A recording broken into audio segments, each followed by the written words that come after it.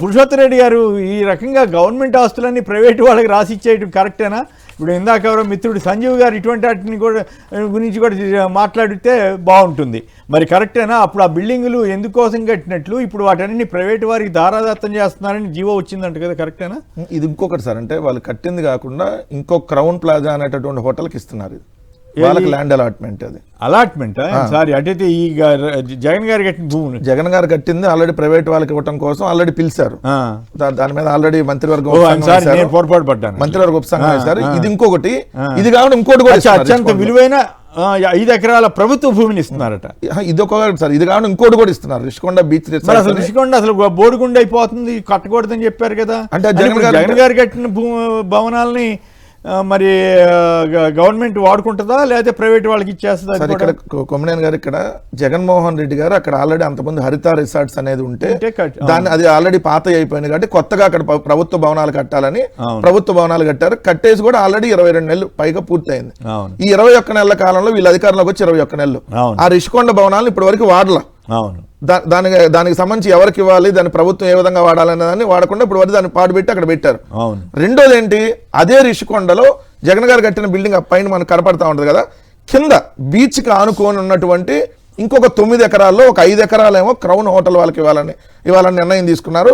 ఇంకొక 4 ఎకరాలేమో Rishikonda beach resorts పేరుతో మళ్ళీ ఇంకో ప్రైవేట్ వాళ్ళకి ఇవ్వాలని చెప్పి మరి ఇప్పుడు అది కూడా ప్రైవేట్ కే ఇస్తారు.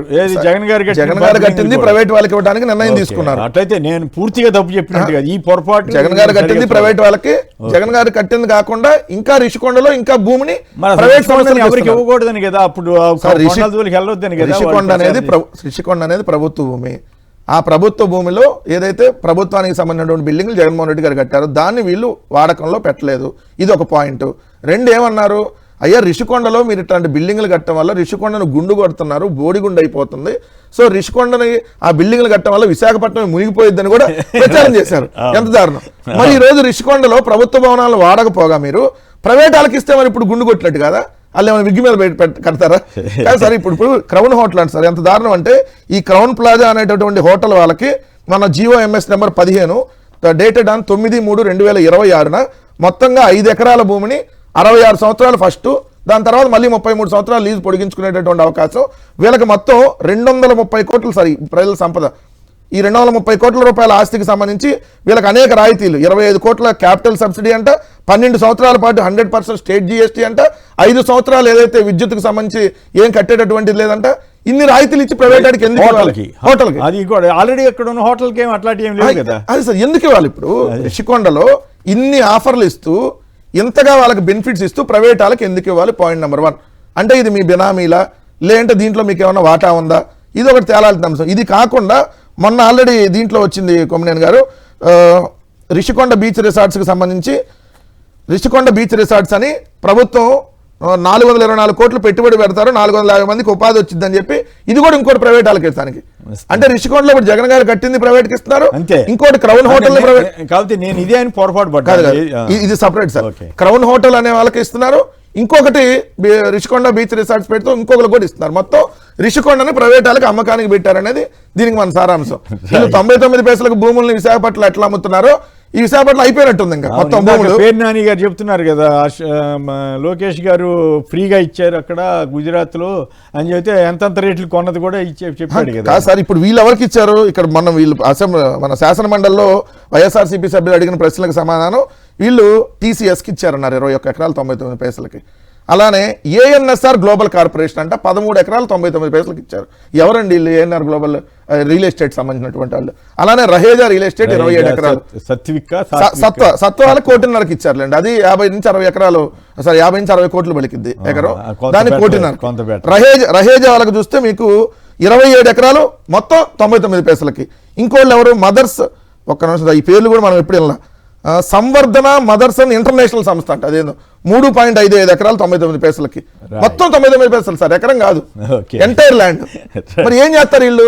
కమర్షియల్ ప్రాజెక్టులు కట్టుకుంటారు, అమ్ముకుంటారు, రెసిడెన్షియల్ ప్రాజెక్టులు కడతారు, ఏదైతే మన గేటెడ్ కమ్యూనిటీ లైఫ్ అమ్ముకుంటారు. దీనివల్ల రాష్ట్రానికి ఏం ఆదాయం వస్తుంది? ఇప్పుడు ఈ హోటల్ వాళ్ళు కూడా కేవలం 2% అంటారు గవర్నమెంట్ గవర్నమెంట్కి వచ్చేసరికి 98% రియల్ ఎస్టేట్ వాళ్ళకి. దానికి మీరు 100 కోట్ల ప్రోత్సాహాలు, 100 కోట్ల విలువైన ల్యాండ్ తీసుకొచ్చి అమరావతిలో వేల కోట్లు, లక్ష కోట్లు తీసుకొచ్చి కడుతున్నప్పుడు ఇక్కడ విశాఖపట్నంలో కూడా వీళ్ళే కట్టి బిల్డింగ్లు ఇవ్వచ్చు కదా కంపెనీల వాళ్ళకి అద్దెకి. సార్ అసలు ఉన్నది ఇప్పుడు రిషికొండలో ఆల్రెడీ ఉంది, ఉన్నదాన్నే వాడకుండా జగన్ గారు కట్టించిన బిల్డింగ్. సార్ మీకు ఆ రిషికొండ నుంచి కొంచెం ముందుకెళ్తే భీమిల్ రూట్ లో ఏదైతే మీకు దీనికి సంబంధించి రాడిసన్ హోటల్ ఉంది, ఒక్కో సూట్ రూమ్ ఒక రోజు ₹1,00,000 ఉంటుంది సార్. దాంట్లో సూట్ రూమ్ ₹1,00,000 ఒక రోజు, ఒక రోజు 70,000, ఒక రోజు 80,000 ఇట్లా ఉంటుంది. జగన్ గారు కట్టినట్టుగా యాక్చువల్ గా ప్రైమ్ మినిస్టర్ వచ్చినా, రాష్ట్రపతి వచ్చినా ఇటువంటి టూరిజం హోటల్ గా మనం దాన్ని టూరిజం హోటల్ గా కూడా వాడుకోవచ్చు. దాంట్లో 200 మంది 300 మంది కూర్చునే బంకెట్ హాల్స్ ఉన్నాయి, దాన్ని మనం అనేక రకాలుగా ఉపయోగించుకోవచ్చు. ప్రభుత్వానికి ఆదాయం వస్తుంది కదా, ఆలోచిస్తే మంచిది. అంటే జనాలు ఎక్కువ మంది చూస్తే జగన్ ఇంత అద్భుతంగా బిల్డింగ్ కట్టాడా ఈ దేశంలో ఎక్కడ లేని విధంగా అనుకుంటారు కదా, అందుకని దాన్ని పాడు పెట్టారు. రైట్, మిగతా అంశాల్లోకి పురుషోత్తం గారు మీరు కూడా సంక్షిప్తంగా దీని మీద కామెంట్ చేస్తారా? ఇది ఒక 5 ఎకరాలు ఇస్తున్నారట ఋషికొండలో. ఇక్కడ బేసిక్ గా మనకు పులివెందులలో medical college just ribbon cutting చేస్తే ప్రారంభించవచ్చు. అవును, మదనపల్లి మెడికల్ కాలేజీ ప్రారంభించవచ్చు. మార్కాపురం అంటే రిబ్బన్ కటింగ్ సిద్ధంగా ఉన్న మెడికల్ కాలేజీలని పీపీఏ పద్ధతిలో ప్రైవేటీకరణకి ఇచ్చే వాళ్ళు ఋషికొండలో ఉన్న భవనాన్ని ప్రైవేటీకరణకి ఎవరని ఎందుకు అనుకుంటాం? కాబట్టి అత్యంత కీలకం ప్రభుత్వ రంగంలో ఉండాలని కేంద్ర ప్రభుత్వ నిధులతో కలిపి మెడికల్ కాలేజీలు 10 మెడికల్ కాలేజీలు టెండర్లు పెట్టారు కదా. కాబట్టి ప్రభుత్వం అనేది ప్రైవేటీకరణ అనేది చివరకు సంక్షేమ పథకాలను కూడా పీపీఏ మాట్లాడుతూ ఉంది, సంక్షేమ పథక అమలు కూడా. కాబట్టి ఈ ధోరణిలో ఉన్న ప్రభుత్వం నాకేం అదేం పెద్ద ఆశ్చర్యం అనిపిలా, అది ఇవ్వడానికి ఆశ్చర్యం అనిపిలా, ఇప్పుడు అనిపిలా. కాబట్టి ప్రభుత్వం పాలసీ అట్లా ఉంది కాబట్టి ఈ పరిస్థితులు వస్తున్నాయని అనుకోవచ్చు. అట్లాగే వెళ్ళిపోతుంది అనమాట.